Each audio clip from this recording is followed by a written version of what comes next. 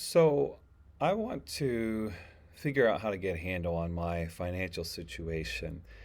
How do I go about doing that? We're going to discuss that in this video. This video is a part of a larger series of videos called The Disciple. If you go to our YouTube channel, Bethel Pittsburgh, and go into playlist, you'll find a playlist titled The Disciple. And on that video, you will notice that the titles of the video will say The Disciple and then a category and sometimes a subcategory. This video is and they're arranged in category order so you can move through it by category. This category is on personal development and the subcategory is on finance. You'll notice that there's a video above this one that talks about the biblical framework for personal finances. And now we're going to walk out some of the practical side of personal finance. And I want to make a couple of disclaimers. One, I am not a licensed financial professional, certified in any way, so I'm not giving you, some kind of licensed work. What I'm sharing with you are just personal tips, things that I've figured out in my life as far as how to manage your money. And we're going to walk through some of those things. Also, I want to reference Dave Ramsey. Dave Ramsey is a very influential finance person. You can Google him and find his website, his YouTube channels, podcast, all of those different things, books. He's been around for a while, and some of the stuff that I will be thinking through, depending on how we move forward, has to do with concepts from him. So I want to figure out how to do better with my finances. The way to start first is to begin to monitor your spending. Start to make sure that you know what's going on as you're spending money. Because most people are living paycheck to paycheck, and it's not because they don't have enough money, it's because they're not paying attention to what they're doing with it and they don't have a plan. And so what you're going to want to do first, and I've created this Google document, which I would be happy for you to be happy to send a shared document like this to you to help get you started. But you'll have to either just leave it in comments. You can leave an email in comments, or you can search for our Facebook page, Bethel Pittsburgh, and message us through Facebook Messenger would be a way that you can get a hold of us. Or you can search Bethel Pittsburgh and find our website. You can call us.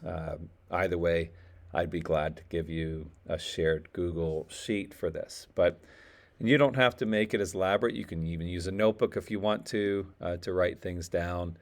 Some banks have things set up that you can situate things like this, but you have various expenses. And what you'll want to do first is make a list of your expenses. Now, I have things categorized at the moment, and I'll explain that from necessary expenses to somewhat necessary, depending, maybe secondary issues are mixed, some necessary, some not, and then not as necessary items here. And you can create formulas to calculate different things for you. And what we're looking for is not the ideal situation. Right now, we're not looking, because a lot of people want to jump ahead and get to all my money problems are now solved. We're not looking to do that in the first step. What we're looking for is to just know my situation. So I'm going to write out all the things that I have. The reason why I have this here is so that you're clear. And you want to write all the things you're spending money on. You can merge categories. So, for example, I have registration and license renewals under the same category, or I have all insurances under the same category here, or I have home maintenance and repair together, or births or gifts, Christmas, birthdays, and general together. And so you can make these broader categories if you want. The downside to doing that, if you make the categories broader, is it's a little bit harder to control what's happening. The more specificity you bring, the greater control you can have over your finances. But you do whatever seems to work for you. So I have on here the necessity. Oh, and another thing is, you can do everything at first, but at some point, if you're limited financially, you're going to want to reduce your expenses, which means you're going to have to look at things and say, do I actually need this expense item? And you're going to want to remove it, maybe even temporarily, at least till you can get things together. If you find out that the amount that you're spending is greater than the amount you have coming in, then you have one of two options, or you can do both options. And that is cut certain things out so that you reduce your expenses, or you're going to have to find a different job, a better paying job, or pick up a second job, a part-time job, or whatever. But you're going to have to find a way to either increase your income or reduce your expenses, or both. It's the only solution. I mean, you can pray for sure, but the only solution really is to either increase your income, reduce your expenses, or both. Okay, so common items, mortgage or rent. Now, you might be living with someone who's not requiring that, and so this wouldn't be an item, but mortgage or rent, that includes the total amount that you pay monthly, and you're going to put an amount here. Now, let's say it's actually 900, and notice I have my formula that'll calculate that in here, but let's say it's actually 938. Well, then you're going to want to do 940. You want to round up, and then what that's going to do is that spare change is going to give you leeway when perhaps you make some calculating mistakes and stuff like that. So you're going to want to plug in the amounts you're spending. So you got mortgage, rent, you got utilities. Like I said, you can split this up. On my budget, I have it split up: gas, electric, water, and then sewage.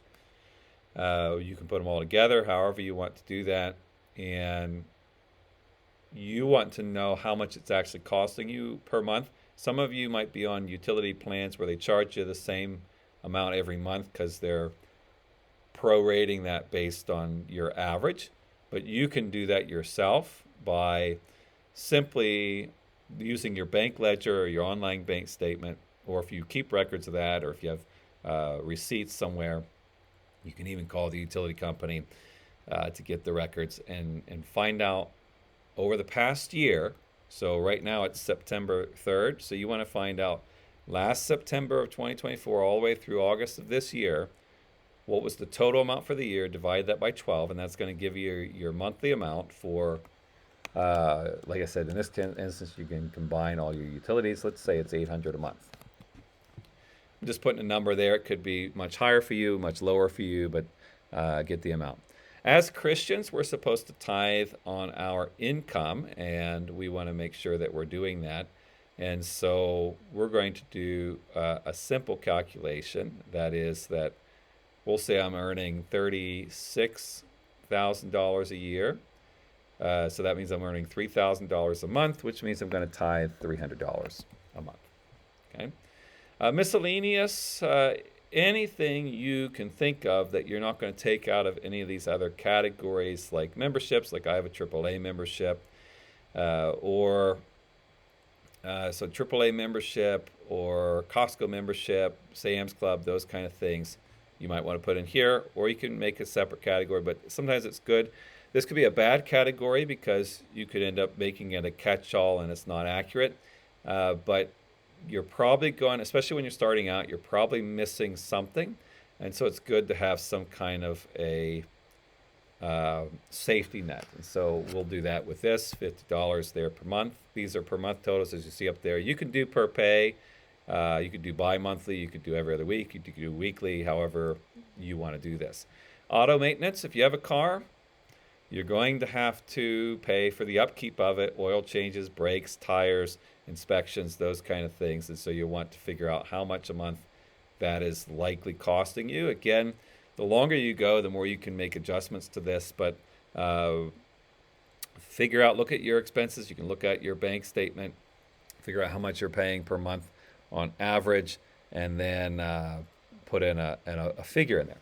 So we're going to say we're going to say it's $200 a month.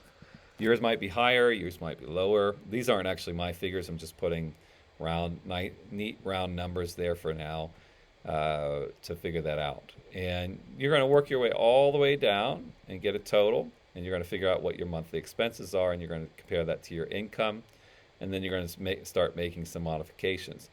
And what I'm going to do each round that we hit this, I'm going to do about 10 minutes of walking this through, and then leave it there, and then pick up where I left off next time. So we're going to stop right here. We're in the process of coordinating, knowing how much I'm spending in each expense category per month. That's where I'm starting out. If you have any questions on that, please leave that in the comments below. I'd be glad to answer them. Or if you would like to grow in your faith in person and you live in the Pittsburgh, Pennsylvania area, we would love for you to join us. We are Bethel Assembly of God at 2501 Staten Street. We meet Wednesdays at 6:30 p.m. and Sundays at 10 a.m. Or if you don't live in the area but you would still like to join us, we do stream our Sunday services live. If you go to our YouTube channel, Bethel Pittsburgh, we stream live Sundays at 10 a.m. We hope to see you there, but may God richly bless you.